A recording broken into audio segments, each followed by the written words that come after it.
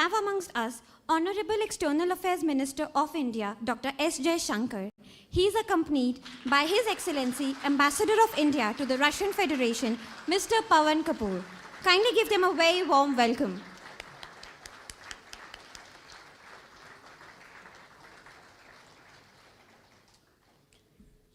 Good evening, ladies and gentlemen, distinguished guests and members of the Indian community. I once again warmly welcome each one of you on behalf of the Embassy of India. Honorable Minister, we are extremely delighted to have you amongst us today. May I now invite on stage Natya Rekha Studio of Nritya Sabha Foundation to perform the composition in Bharatnatyam style dedicated to one of the most revered deities of India, Ganesha. It is choreographed by Mr. Dimitri Zameev, an ICCR alumni who is a disciple of Leela Samson.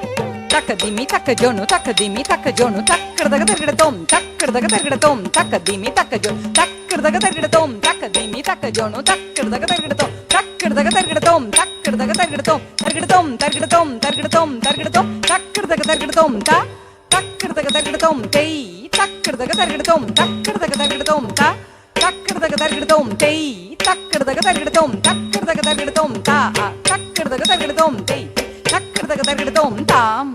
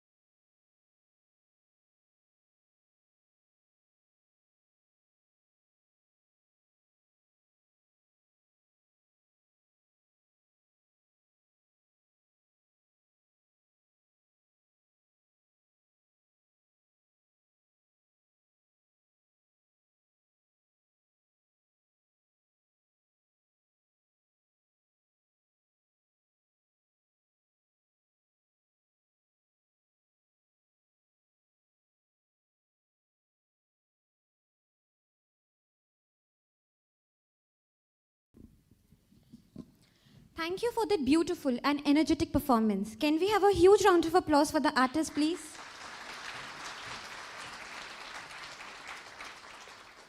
Honorable Minister, we are extremely grateful to have you amongst us today. It is my privilege to invite His Excellency Mr. Pavan Kapoor to welcome the Honorable Minister to this community gathering. Kindly, sir, please come on the stage.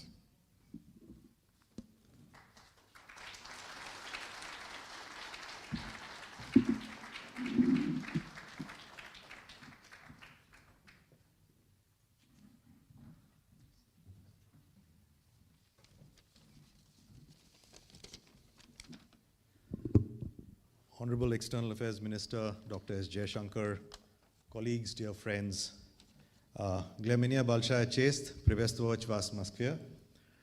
It is a great honor and privilege for me to welcome our External Affairs Minister, Dr. S. Jaishankar, to Moscow. He is, of course, no stranger to the city, having started his career as a diplomat in Moscow in the late 1970s, and then having visited the city several times in different capacities. I personally recall his visit to Moscow in 1993 when I was a junior officer in the embassy, and he was a director in our ministry dealing with the region. I have since had the pleasure and privilege of working under his guidance and learning from him over several years, both during his time as Foreign Secretary and, of course, during the last 4+ years as Minister of External Affairs. Most of you would be aware about Dr. Jaishankar's key role in formulating and implementing the foreign policy of India under Honorable Prime Minister Modi. Many of you would also be aware of his amazing ability to firmly, yet politely, articulate India's position on world affairs based on our national interest. Video clips of some of his public interviews have not only gone viral on social media, but have been much appreciated all over the world, not just by the Indian community, but also by domain experts and ambassadors from different countries across. Dr. Jaishankar's 2020 book, The India Way, Strategies for an Uncertain World, has also been read and acclaimed by several foreign ministers, leaders, and global statesmen. And I can share a secret with you that his new book, Why Bharat Matters, is all set to be released very soon. It is therefore a matter of great pride for me to welcome the Honorable Minister to Moscow. I'm delighted, sir, that you have found time to address a small cross-section of our diaspora here. And I can also tell the distinguished audience here that the Honorable Minister has kindly consented to respond to a few questions also after his address. With these words, sir, may I request you to please address our community. Thank you.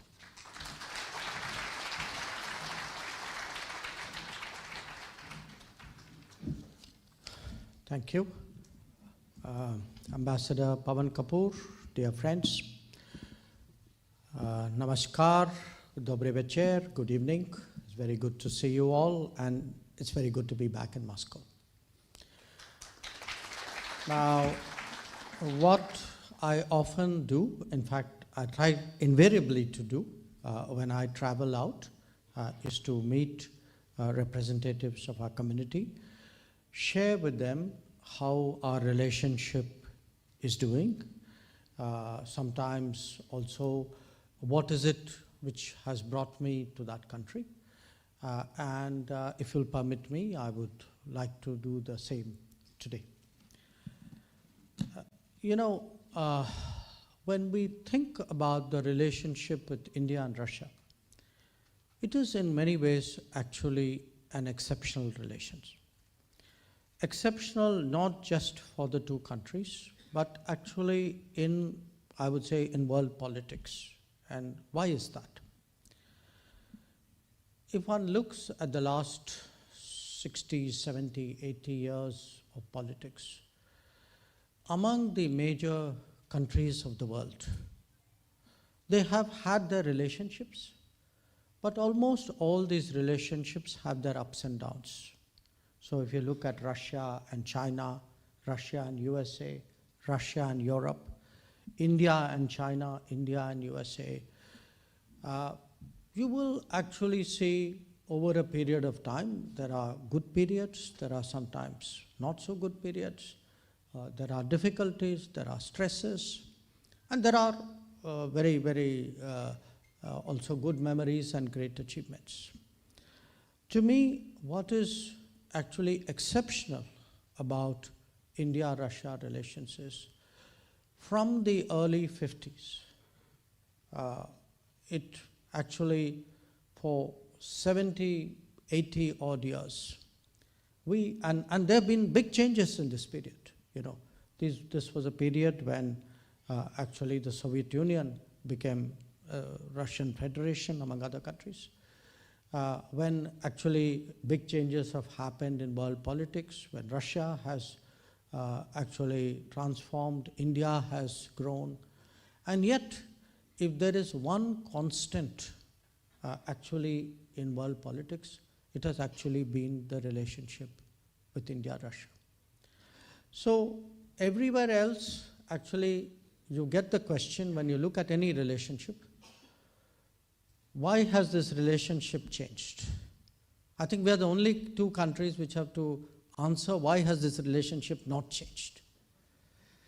And I can think of many reasons. One, of course, that if you look at the map of the world, if you look at the continental mass, it is natural as two big countries of the central landmass in the world, India and Russia, have many things which bring them together. But I would say a second reason has been that perhaps more than many other countries, and we have to give tribute to all those who had that vision and that judgment, there was great care taken by the leaderships, by the governments, by stakeholders of different times to actually nurture, to look after this relationship. Ambassador referred to the early 90s. Now, I don't know, I'm curious, how many of you have been I'm not asking the Russians, how many Indians or people of Indian origin have lived here for more than 30 years? Okay. No, it's a good sample, okay? Now, those who have lived more than 30 years would remember, what some of the challenges of the early 90s, okay? But think back on that period. Even then, the relationship was very steady. Even then, somewhere there was that belief that the two countries would care for each other, would look after each other, would make that extra effort. So I would make the point that this is today a relationship of exceptional steadiness and consistency, It is a relationship which has held firm despite all the turbulence in world politics over the last 40, 50 years. It is a relationship where the leaderships and the governments have made a great effort. But I want to make especially this point, it is a relationship with great sentiment and where all the stakeholders of the relationship, especially at a popular level, I would say, have contributed really to keep this relationship as warm and as friendly as it is today. So, it's not often as a foreign minister that I go to countries and I'm able really to look back from the time of independence at a relationship and genuinely tell the Indian community or tell the other stakeholders that a large part of it is actually due to the popular sentiment. And I can say this, that the popular sentiment is as strong it's strong in both countries. There is a kind of an X factor, you can say, in the relationship, which has actually been of great help to those who are building and trying to take it forward even today. Now, if one fast forwards and looks at the world today, I think all of you can see that the world today is very different from what it is 10 years, 20 years ago. And it will be very different 10 years from now from what it is today. Take India. We were 10 years ago the 10th largest economy in the world. Today we are the 5th largest. I think in a few years we will be the 3rd largest, hopefully beyond that as well. And it's not just the size of the economy. If one looks today at the state of development, the influence and impact on the world, and in many ways, the Indian community abroad is actually the best testimony that if I have to explain to someone what has been the impact of India on the world, one answer for me would be look at the Indian community across the world. They themselves are the impact. They themselves are the change. That the contribution they make, the contribution the influence that they have, that itself is a sign of changing times. So the official name of our relationship is Special and Privileged Strategic Partnership. So believe me, every word means something. That these are not lightly chosen words, that they have a message. That is a message which captures the history of the last 78 years, and it certainly reflects the sentiments and the hopes for the next many, many decades to come. Now, having said that, let me today talk about some recent developments in our ties. I think many of you either directly or indirectly are associated with the world of trade, of business, of investment. And you would have seen that there's been actually a very, very big expansion in our economic cooperation. 2 years ago, our trade with Russia was about $12 to $14 billion. Last year, it was $50 billion. This year, I would predict it will be even higher. Now, this is very good news, but it's also a challenge. It is a challenge because while the economic relationship has grown overall, we would like to see India's exports to Russia also grow, maybe not exactly equal, but at least in very large measure. And much of that responsibility is on all of you. That we as a government can give policy guidance, we can give encouragement, we can help with sorting out problems. But at the end of the day, business has to be done by business. And there are today possibilities for Indian exports to grow and overall India-Russia economic cooperation to grow. Now, why do I particularly say this to the community. Because from what I can see, and today I spent a large part of my morning with Deputy Prime Minister Denis Manturov, I feel today that the many people in Russia are not as familiar with what has changed in India. That if you look at who are the new players in India, what are the new businesses in India, where is it we can find the right fit, it could be in pharma, it could be in agriculture, it could be in something digital, in IT. Somewhere there are still gaps in, I would say, updating knowledge and understanding about India. So I would today actually, as Foreign Minister, make a request to the community that if you can actually make that extra effort, all of you live, amongst Russians, amidst Russians, you have friends, you have relationships, you have a great deal of trust from people with whom you work. I would like you today to use all that to grow what is a common goal, a common good of these two countries. That if, I have no doubt in my mind that 50 billion, within a matter of a few years can become 100 billion, if we all put our minds to it.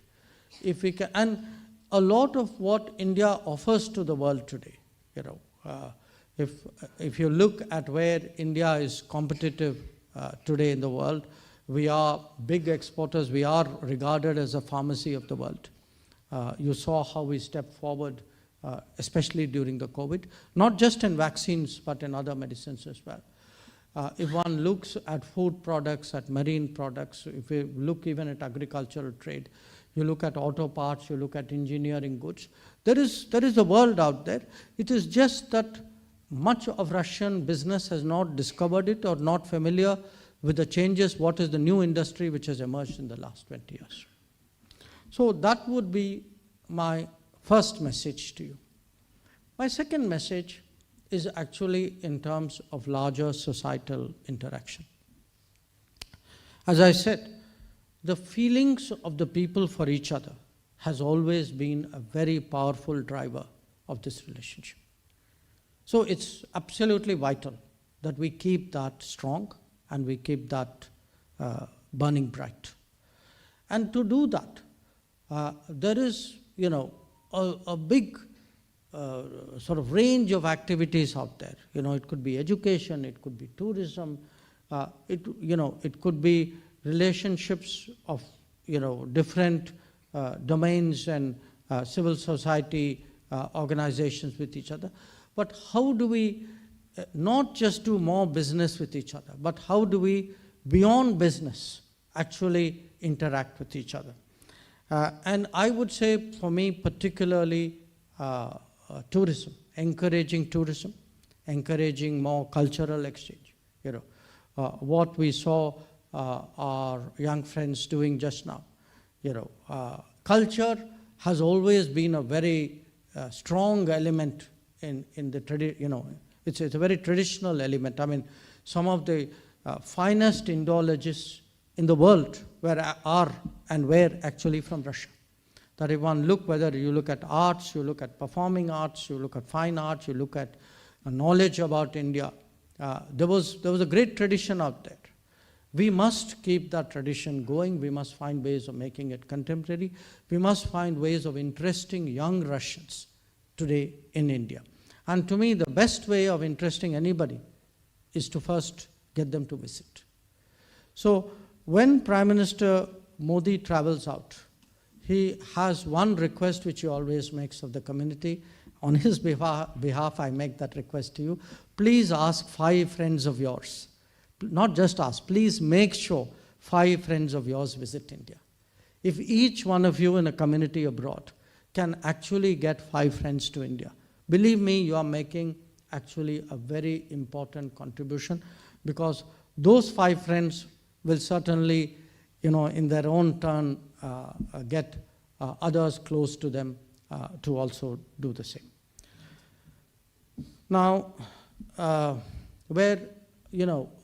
my own foreign policy business is concerned, I just want to say, between us and Russia, things are very good, very strong. We are, we deal with each other very openly, very confidently. We are members of many organizations. BRICS is the most notable. Russia will have the presidency in the coming year. We are very committed to supporting their successful presidency. We ourselves have just completed the G20 presidency, which many of you know, and we got very strong cooperation from Russia to ensure that our chairship was very successful. So I can say broadly on the diplomatic side, I'm meeting Foreign Minister Lavrov tomorrow. But these are meetings I look forward to, because mostly these are very positive meetings where we talk about how we do more things together, and I'm sure that's exactly what will happen tomorrow as well. Russia is also, of course, a very special partner in a few areas. I think defense is particularly notable. I think all of you know that. Nuclear is another. Today, in the presence, in my presence and that of Deputy Prime Minister Manturo, we signed some very important agreements pertaining to the future units of the Kudankulam project, nuclear project. Space is again an area where we have a long history of working. And, typically defense, nuclear, and space, these are collaborations you only do with countries with whom you really have a high degree of trust. So it's not just that we do this cooperation, but that cooperation itself is reflective of the quality of the relationship. So having spoken about the relationship, let me also briefly say a few words about what is happening at home in India. I do want to, again, in this digital age, all of you are as connected as I am, So anybody who has access to a phone is instantaneously and immediately updated. So I know that. But as someone coming from India and someone working in the upper levels of the government, I do want to share with you today that the belief, really the mood in India, the feeling in India today is very optimistic, it is very strong. We have posted very good economic figures this year, especially the last 2 quarters, that today at a time when a large part of the world is struggling with growth, if you tell people that we are growing at 7.7%, you can see their eyes opening a little bit more. And it isn't again just the growth. I would say, for those of you who haven't been to India recently, or even if you go to India, many of us, I've lived abroad myself, so often when we go to India, we go meet our family, meet our friends, do our business and come back. But as someone who travels a lot in India and can see the change across India, there is really, I would say, without exaggeration, an enormous transformation which is taking place there. And it is a transformation which most of all is actually driven by an embrace of technology that you see in India. That today, even if you go to a street vendor, selling tea or bananas or coconut water, they are more likely to ask you for payment through a QR code and a phone. Then they are likely, if you give them a note, they will not give you change, because they say, that's your problem, not ours. So, if you look today at financial transactions, you look at actually programs the government has done, that the fact that we are very confident in a fairly short time that every house in India will be connected to piped water. Every home in India would be given an electricity connection. In fact, there will be more homes. That in the last decade, we have constructed 40 million homes, and 40 million homes at 5 people per family means 200 million people today have homes, which they did not have 10 years ago. So if you look at the scale of change today in India. It is enormous. And the mindset itself is today, you hear much more interest today in skilling and innovation and starting your own business. In fact, if one looks today at loans which are given out, mudra loans, or even we give loans to even people who do their own businesses, and these are loans without security. And we see, the 80-90% of the people who get these loans return it on time. So it's a very different India today that we are looking at. We are very confident next year. There are big decisions that we as a nation have to make. We are very confident that those decisions would be made for the good of the country, keeping in mind our long-term future. So if I were, in a sense, to sum up what is happening in India, I would say there is a much stronger shift really today, shift both in intent and in confidence towards a more Atmanirbhar Bharat.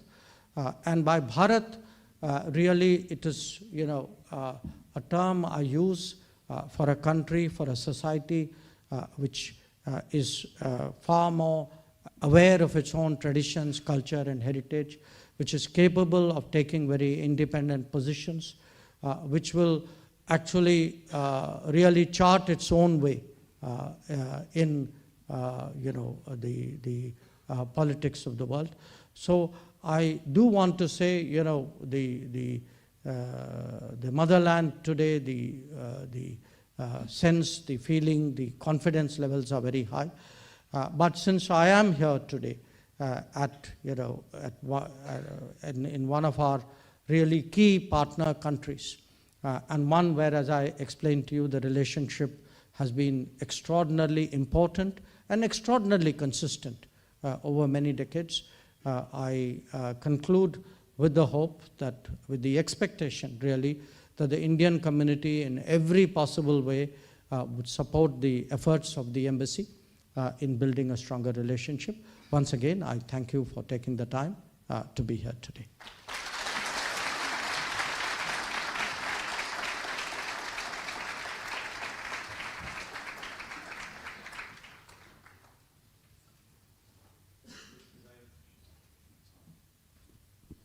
As I mentioned, the Honorable Minister has very kindly agreed to take a few questions. So if there are some of you who would like to raise some things, sure, please, come.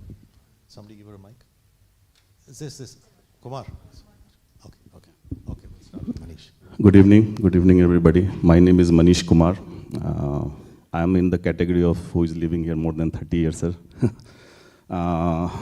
Also, I'm a vice chairman of Moscow Chamber of Commerce. Why I'm telling, because some of the Russian perspective I will put in.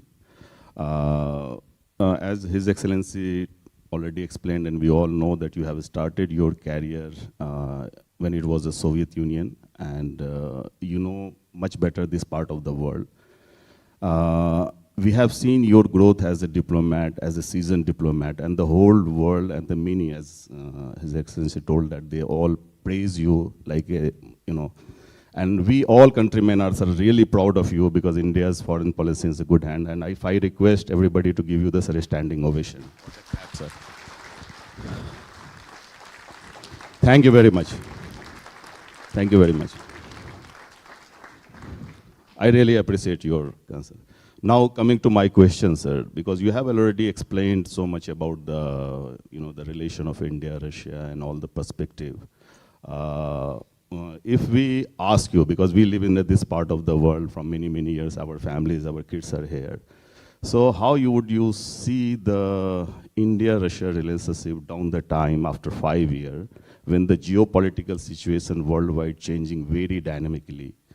And the situation where we see the Russia only as a strategic friends or privileged partner, or we can see on some more global arena.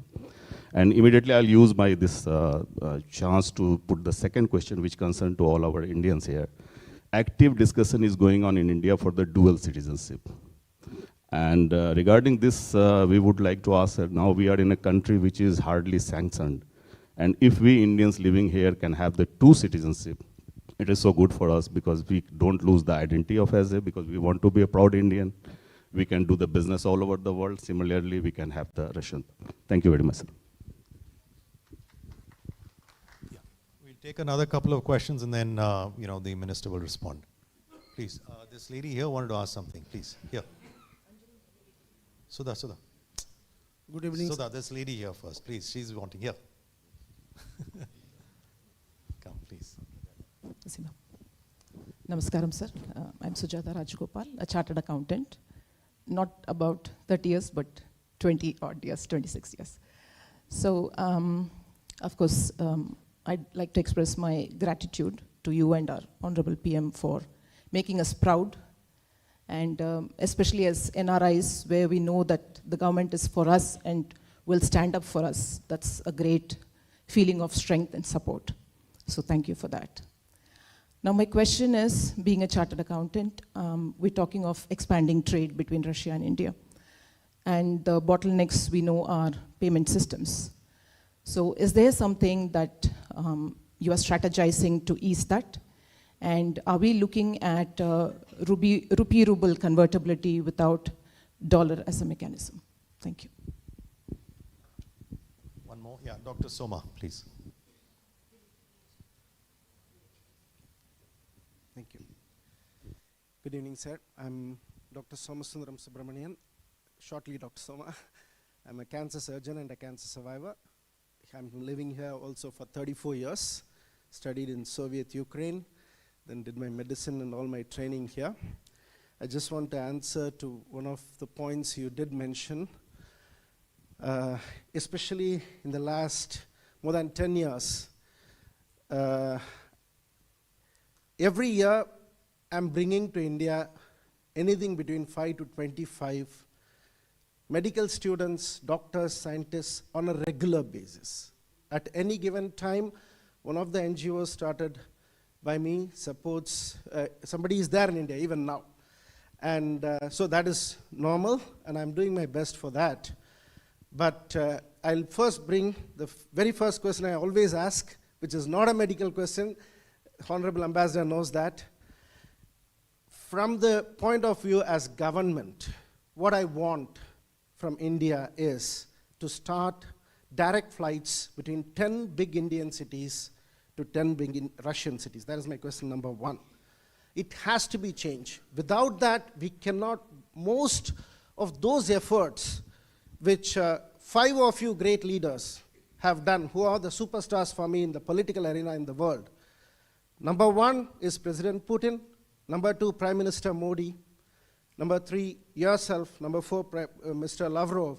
And number 5, but he was the foremost, Evgeny Primakov, the senior, whom I knew personally. You people have changed the world a lot. But what all you did mention now, it will have 100 times more sense if we have this direct connectivity. 2 more points. One you did slightly touch today. That is, both India and Russia, we are nuclear superpowers today. But both our countries are not nuclear medicine superpowers. As a cancer specialist, I'm telling you, this country is producing top-notch materials which the nuclear industry of this country gives, which is even today being used by American and Canadian hospitals, which are not available in this country and in India. It is pathetic and unacceptable. I'll stop here.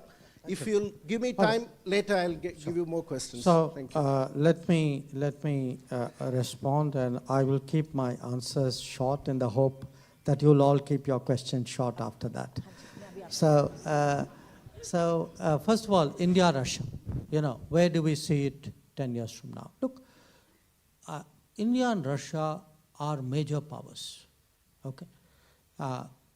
What differentiates major powers from others is, even if there are ups and downs in their fortunes, they have that kind of spirit and that resilience and that capability to go through the tough times so that they keep going through, till they again, are able to, in a sense, fully express their capabilities. given the kind of picture, the analysis that I did for you of the last 78 years, I have no doubt that this relationship will get stronger.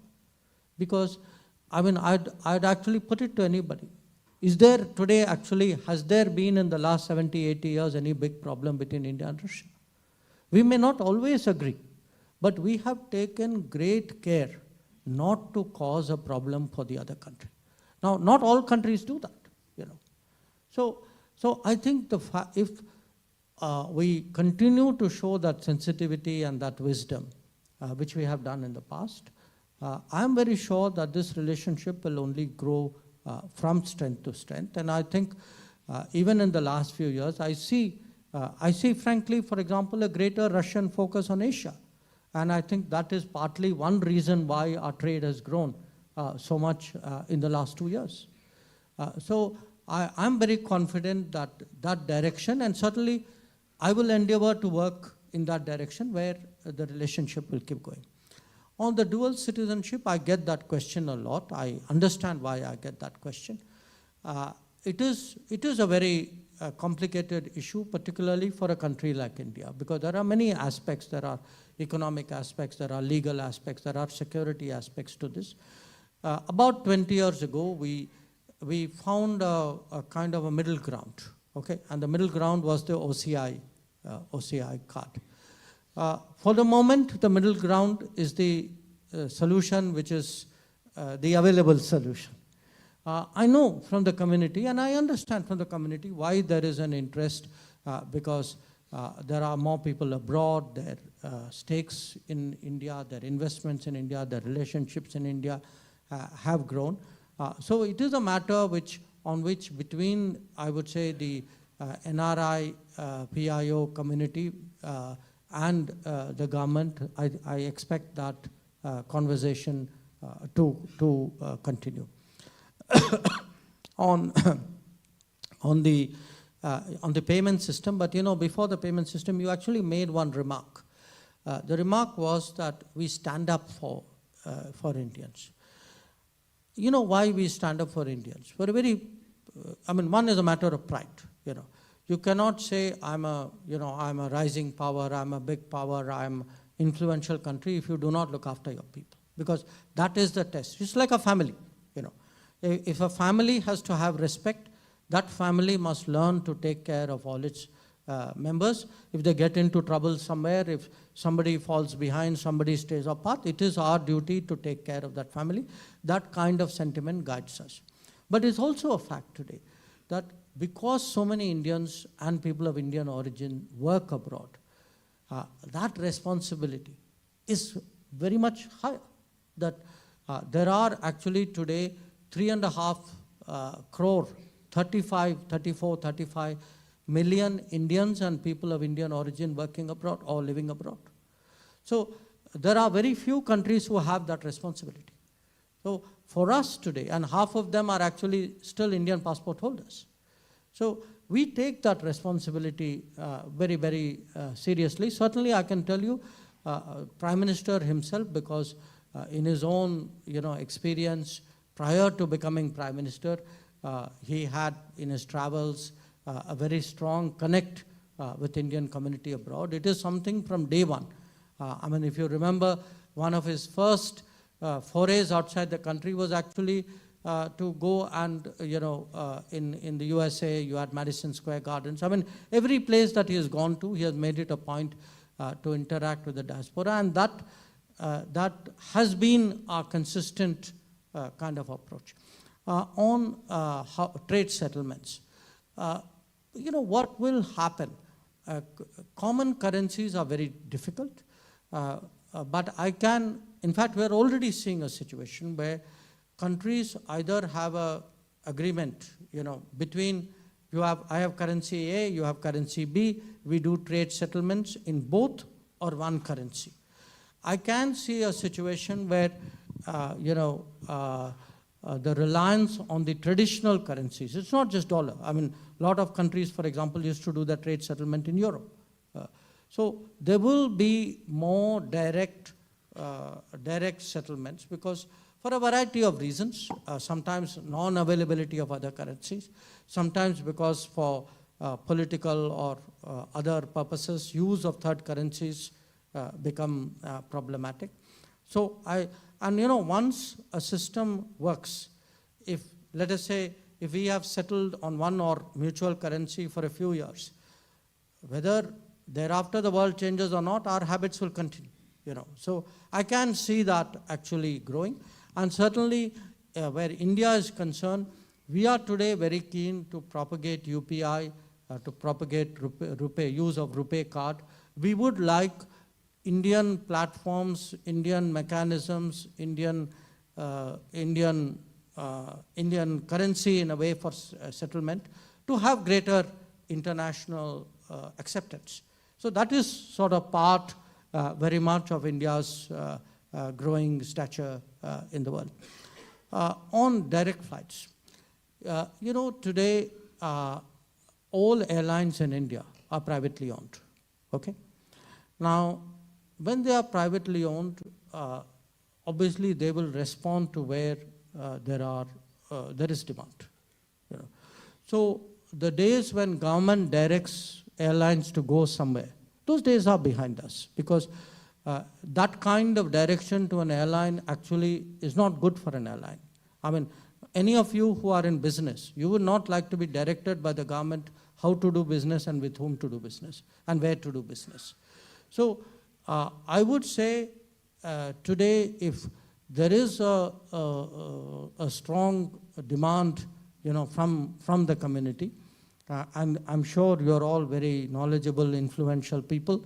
You know how to make your demands felt at the right quarters. Do approach the airlines, because the airlines do respond. I've seen in the last 2 years a number of new destinations, which have come up between India and that particular country or that particular city.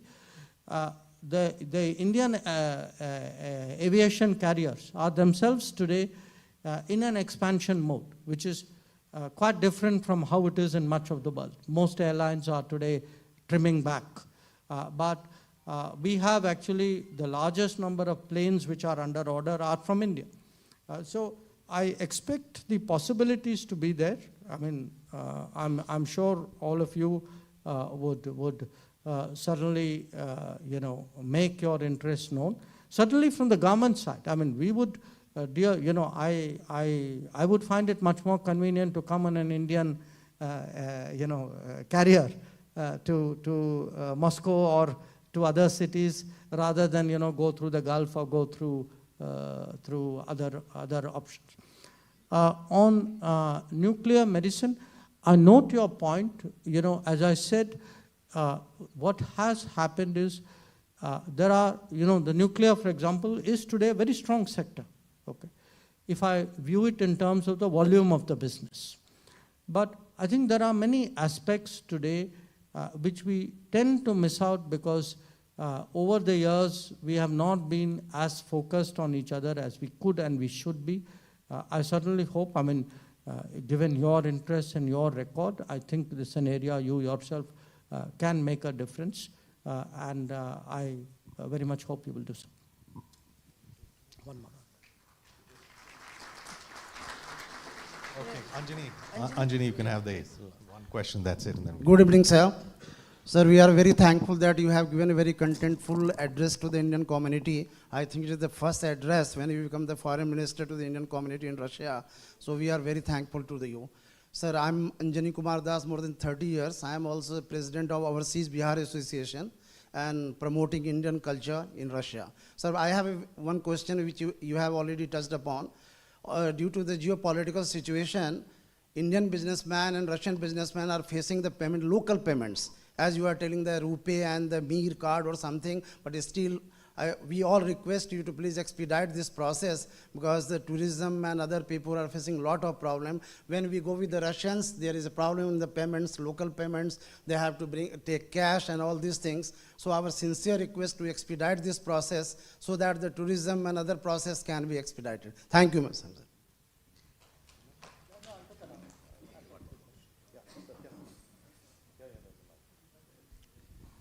Good evening, sir. I'm Satya Punya into business of pharmaceuticals. I don't have a question. In fact, I just have a suggestion. What is the biggest barrier between Russia and India? It is the language barrier. And to my surprise, I see that in Indian schools, they are not teaching Russian anymore, Russian as a language. They're teaching French, Spanish, though I don't know how much connected we are with these languages. Russian? Well, I'm talking about private schools, and I tried hard to find He has a point. Yeah. The Russian language teaching has decreased, Yeah. relatively speaking, in Indian school. That is a fact. Yes. And I say this because, I mean, from my own children's experience and my own memory. But Same here, same here. I was looking for my son so that Yeah. he could learn Russian in schools in India, and I could hardly find any. I can tell you some schools, Yeah, but yeah. That's just a suggestion, yeah, right? Okay, one more from the gentleman there, and then we'll wrap it up there. Yeah, come, please. Good evening, Your Excellency, and the esteemed members of the Indian community. So I'm Shivam, and I'm a trade lawyer turned into a businessman. I'm young, and I have a question that is there any progress on the free trade agreement between the India as well as Eurasian Economic Zone? Because since you have discussed Sure, about the... Sure, Yeah, I'll give you an update. Okay, so on the payments, look, right now is a very unusual situation. Okay, we all know why it is an unusual situation. But the fact is, even in an unusual situation, we are trying today to find ways by which banks deal with each other. A lot of it is, frankly, lack of familiarity. That actually banks don't know enough banks on that side. People are unclear what is happening. And you know, you are from the business world. If you don't have a full picture or you don't have confidence, people hold back. So I would say today that actually those of you in the Indian community who do business, who have banking relationships, who know people at both ends, can, if nothing else, educate people about, you know, what are the risks, what are the banks, which are the, you know, good banks, which are the safe routes. I mean, I think you can make a contribution out here, but we have been, through various ways, have been trying to find solutions to the payments problem. The fact that today we are doing a trade of 50 billion will tell you that we have not been unsuccessful in that regard. But I would certainly recognize we can frankly do with a lot of help. That I would like, as I said, just as I would like the Indian business community to identify more export opportunities, I would also request you, please help Russian businesses to understand actually the whole payment side, and maybe on the Indian side also, because you know they will ask their main clients in Russia to actually help them to understand what is a very unusual situation right now. On the Russian language, I think it's a well taken point. We have actually, you know, for me, it's a general problem we face on foreign languages, that what is happening, India is growing. India's exposure to the world is growing. Number of Indians traveling to the world is growing. Indian businesses are growing. But our understanding, our training in foreign languages is not keeping pace with that. I see this as a drawback. And I would say, again, you know, if any of you in some way, my children many years ago, obviously, studied in a school where Russian was taught in Delhi. So if there are ways by which, through your own efforts, you can contribute to that in some way of strengthening teaching, especially of, you know, Russian language, and it is, I would to a Indian student, you know, anybody, for example, studying Sanskrit, it's a very logical language to take on as an additional language. I mean, most of us, at least who came here in the embassy, we kind of went through that language training for a year and a half, and we actually used the Sanskrit grammar as a reference point to learn Russian. But I would encourage you, and you know, again, if people feel there is business opportunities, there's a career, there will be more interest in learning Russian. And the last point on EU FTA, Yes, there was a, for a variety of reasons, I would say the negotiators did not meet. But today, when I met Deputy Prime Minister Manturov, we agreed that early next year, our negotiating teams will meet. So I expect by the end of January, hopefully, that the in-person negotiations will start.